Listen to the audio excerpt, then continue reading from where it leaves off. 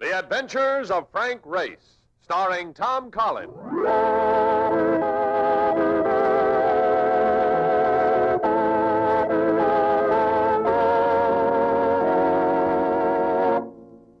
The war changed many things, the face of the earth and the people on it. Before the war, Frank Race worked as an attorney, but he traded his law books for the cloak and dagger of the OSS. When it was over, his former life was over, too. Adventure had become his business. The Adventures of Frank Race.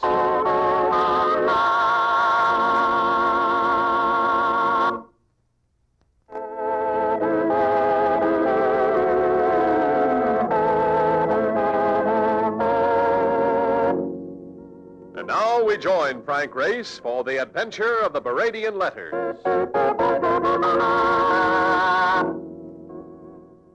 Paris, at the end of a windy day.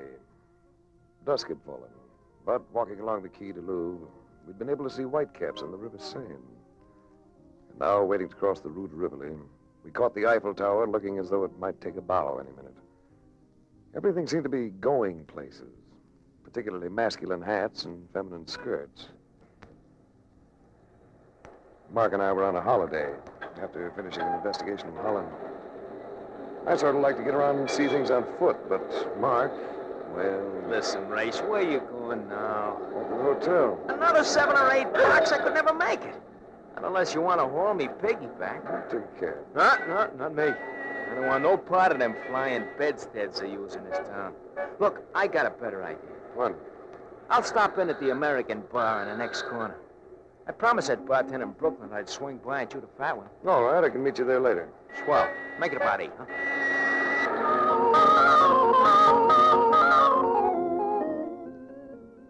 Our hotel was on the Rue Montmartre. A fairly big place with one of those open-work elevators that whiz you up and down with all the speed of a truck in compound low. Our room was on the 5th floor. As I got here, a man leaning against the wall eyed me with the friendly gaze of a bartender inspecting a dubious check. Farther down the hall stood another of the same ilk, an amiable citizen who blew cigarette smoke in my face as I passed. Hello, Race. We have been thinking you'd never come. There were 2 of them, both brunettes, both beautiful. The one who had spoken might have been 30, the kind of 30 to make a 16-year-old regret his youth. The other was younger, maybe about 22. I was sure I'd never seen either of them in my life. You don't remember me, do you, Race? Can't say I do, but you're nice to have around. Both of you. September 14th, 1943, in St. Calais. Does that mean anything to you? Yes, it does. Means a lot.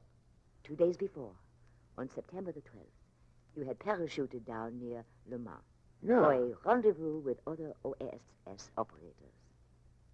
But something went wrong. So I went on the run and ended up at a farmhouse near St. Calais, where a certain lady... Wait a minute. You couldn't be Paulette Dubrac. But of course. Paulette Dubrac. How did you know I was here? Oh, I saw a little squib in the newspaper. So I came. Well... I came, Race, because I am in trouble.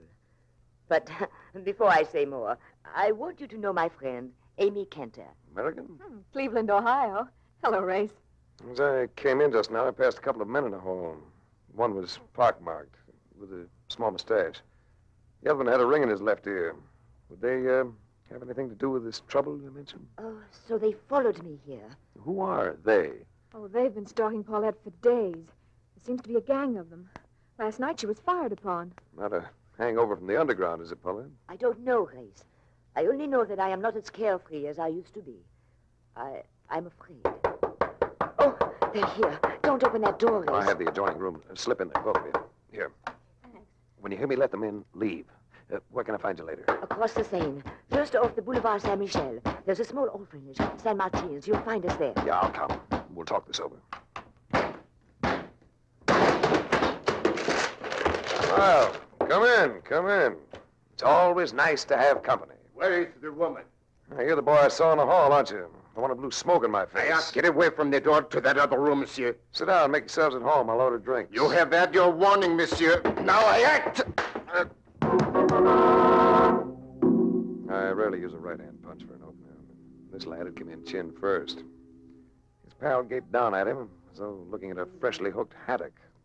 Then, staring at me, the pal backed out and highballed down the hall. I relieved my conscience caller of the blackjack, which he'd tried to brand me with, and then frisked him for anything else of interest. He had a wallet containing several 5-franc notes and a letter scrawled in undecipherable French, and a card bearing the embossed name of one Charles Baradian. While I was doing the checking up, my visitor stirred, came out of it. You'll be all right in a few minutes. Pierre. Where is Pierre? Your friend left for greener pastures. Here's your wallet and its contents. Who's Charles Baradian? I do not know. All right. Suppose I have a right to retain some self-respect. I'm going out.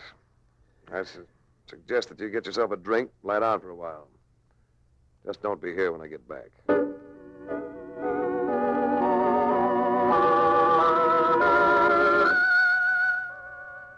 American bar was finished in a sort of Rococo modern. Everything about the place had the light touch, including the size of the liquor portions. Mark made me know to check his bartender friend, a garrulous soul with an expression of a benevolent beagle. Glad to meet you, Race. Any friend of Dunham's a friend of mine. What'll it be, huh? I'll take a scotch and soda, chick. Sure. Plus a serving of information. Oh, sure. What kind of information? The name Charles Baradian. Does it ring a bell with you? Baradian. Yeah, it rings a big bell. Where would I find him? I listed all the rest of the elegance. Boulevard Houseman. Thanks, chick. Oh, sure. Now, wait a minute. You going out there now? I thought I would. Well, I'm going with you. This sounds like a deal we should play back to back. Hey, so long, fellas.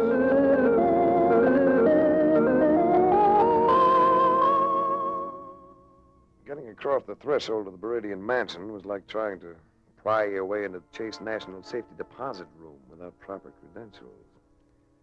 My particular obstacle was personalized in one Terry Meglin, a brawny specimen with the title of private secretary, the instincts of a barroom bouncer.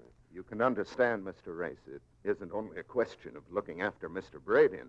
There's his collection to protect. Almost $1 million worth of rare violins and objects of art. In that case, I can appreciate your sense of responsibility. Don't ever expect Mark Donovan's vote if you run for public office. He would have preferred to wait for me in here. Incidentally, I must limit your interview to 20 minutes. That's a rule we never break. Here we are. Charles Baradian must have been about 45. A gray-haired man who toyed with the violin as he talked, while watching it with the stare of a hawk circling above a chicken run. Know anything about violins, Mr. Race? Not as much as I'd like to. There is nothing quite like a fine violin. It looks beautiful, feels beautiful, makes beautiful sounds. Very few women have all those attributes, am I not right? Meglin tells me you came to talk about Paulette Dubroc. Yes. Are you a friend of hers, or is it that you represent her? I'm groping a little, so I'm going to be frank with you. I suspect that you have something against Paulette. I don't know what or why, but I thought you might be willing to tell me. Yes. Yes, I will tell you. Several years ago, I allowed myself to become infatuated with Paulette. She was the only woman to whom I ever wrote letters.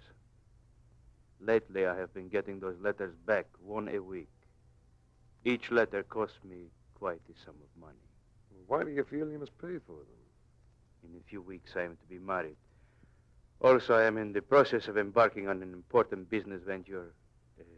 Shall we say I feel I cannot afford the publicity? Frankly, Mr. Ace, I've grown tired of it. Of course, if Paulette is willing to accept a lump sum. After all, I was once very fond of her. I see. Suppose I talk to her. Return tomorrow. I have no objection. There is just one thing. You might tell Paulette I don't mind buying anything that will keep me happy, so long as I pay for it just once.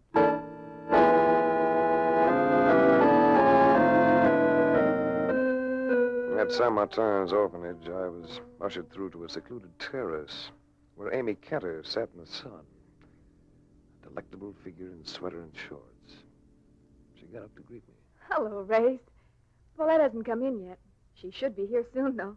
Are those freckles I see on your nose? Oh, yes. Darn it. Count them among your assets. They go with the rest of you. And the rest of him. And the rest of me? She stood there looking up at me with half-parted lips. So I kissed her. And it was everything fresh and delightful. Oh, gosh. That's having your prayers answered. I wanted you to do that, Race. Do my fingers feel rough on your face? Here. This other hand's smooth. What have you been doing? Gardening? You got a blister under your chin, too. I'm a beaver when it comes to work. Race, I did want you to kiss me, but how about Paulette? Well, that's a question I was about to ask you. How long has she been dabbling with blackmail? Paulette? She ever told you anything about a man called Baradian? Well, no. Who's he? A dangerous citizen. No one for Mademoiselle Dubroc to be tangling with. Is she still Mademoiselle, by the way? Oh, gosh. One minute the man's kissing me. The next he's giving me the third degree. I'll come back to our personal relations later. Well, she's still not married. What tie-up do you have with this place, apparently? Well, Paulette just keeps her going, that's all. I'm a career girl. I work here. Well, where'd she get the money? Her job. Oh, but maybe you don't know about that. She's been doing the lead in a revival of Rain at the La Victoire. You sound just like a press agent, Sherry. Well, Hello, Race. Got a kiss for me, too? how long have you been here? Just arrived. I don't need to have been here to know that you already have kissed Amy. Oh, you wouldn't be my Race. Come here. Well, Race, looks like I've been replaced. Well? Yeah. You must be knocking him dead in rain. Oh, I have been doing all right. I shall do better now that you are here. How long have you known Charles Baradian? Charles, there's a name out of the past. He thinks you're blackmailing him. Blackmailing him? Are you? Well, Race, what is all this about? A matter of some letters he wrote you several years ago. In 1940, I knew Charles Baradian just before the fall of France. He was very attentive, but to me it was not important. He's been getting a letter a week in the mail for a price. He'd like to buy all of them from you in one package. But I don't have these letters, Race. I have not had them for years. Why, you don't appear to believe me. Guess I have to believe you. But you'd better let me break that news to Baradian. By myself.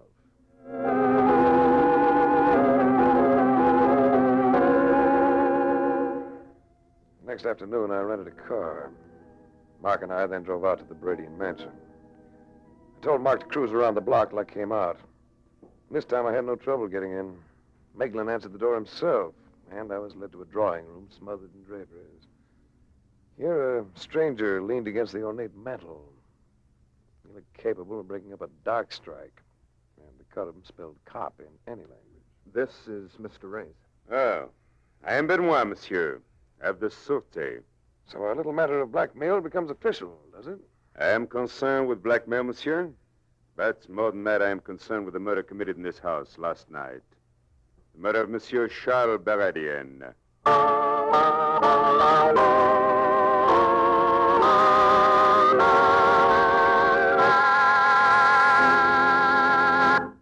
We'll return to the adventures of Frank Race in just about 1 minute.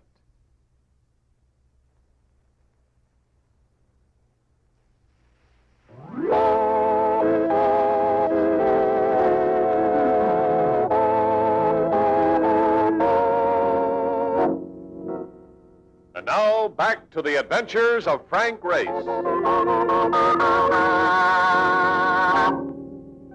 was sure of one thing. My Paris holiday had definitely turned sour.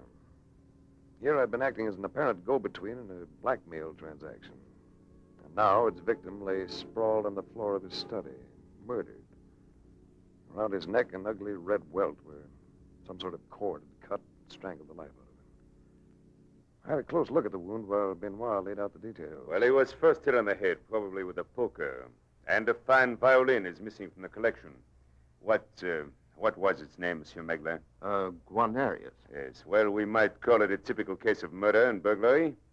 But you can understand, gentlemen, that in this matter we cannot afford to accept the typical. What about the weapon? Naturally, it was not left behind. And now, Monsieur Race, if we could repair to another room. He was going to be questioned and probably placed under arrest. So I maneuvered to let Meglin and the detective precede me from the room. Then swung the door shut and locked himself in. Hey, he locked the door. Hey, open the door. I stayed there, frozen, waiting for Benoit's metal machinery to work. Open the door. If he thought the way I anticipated, he'd figure on my breaking for a window. In that case, he'd move to warn his men on the outside. I waited until I heard them move away. Then, after a few more seconds, I quietly turned the key and opened the door. The hall was empty. As casually as I could, I walked to the front entrance. The front door stood ajar, but no one stood on the steps outside. Sidling out, I caught sight of Benoit, talking and gesticulating to a uniformed gendarme. Then I saw a mark in the car. And as he came abreast of the door, I made my play. Get going, gun it! Get going! Hey, Empress. Think you can get away from him? Are you kidding? This might be Paris, but I learned to drive in Brooklyn.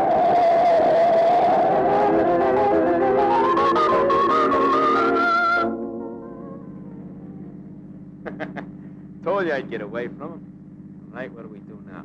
I'm going to look up the location of Paulette Dubrock's apartment. You can drop me there. Then I'd like you to run down as much information as you can on the Baradian household. Check. When'll I see you? And where? That's a little after 4. I have a call to make. Meet me at 7 at Saint Martin's orphanage.